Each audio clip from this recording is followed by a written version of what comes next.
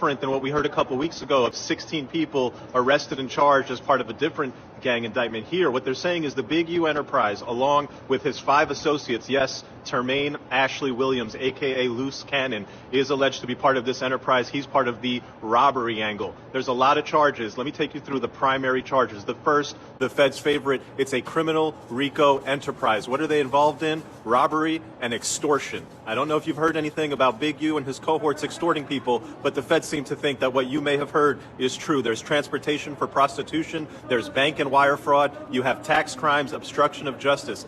Now, there's a number of different schemes that they're saying the Big U enterprise engaged in. One of them, you've probably heard of it, is the check-in extortion scheme. You're an out-of-town celebrity or a gang member and you want to come to LA, well, you better get permission from Henley, according to the Feds, because a failure to check in will result in robberies, assaults, or worse. They reference that the check-in podcast, I haven't seen it, I don't know if you've seen it, please direct me to the check-in podcast, was used to legitimize this practice. The other charge, the murder of a rapper in Las Vegas. R.W., the rapper, was with Unique Music and allegedly murdered by Henley after perceived disrespect.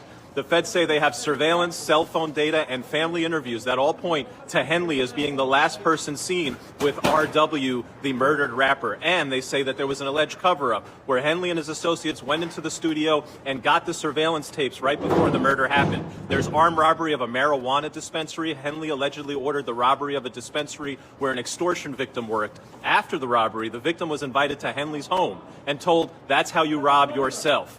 There's allegations of ongoing robberies and threats by Loose Cannon. They allege that Williams continued violent behavior, including a recent pistol whipping that was caught on video.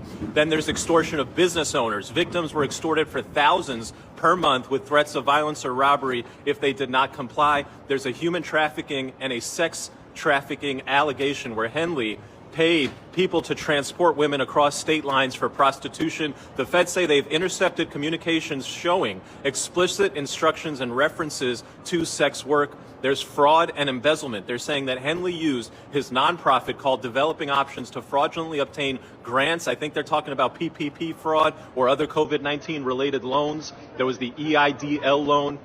And allegedly, he used fraud to obtain this stuff because he lied on the applications about what the enterprise, what the business actually did and who its employees were and how they were going to use the money.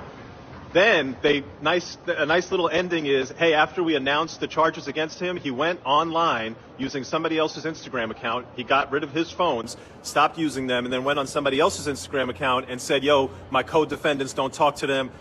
They're losers. They're doing wrong. The Feds seem to think that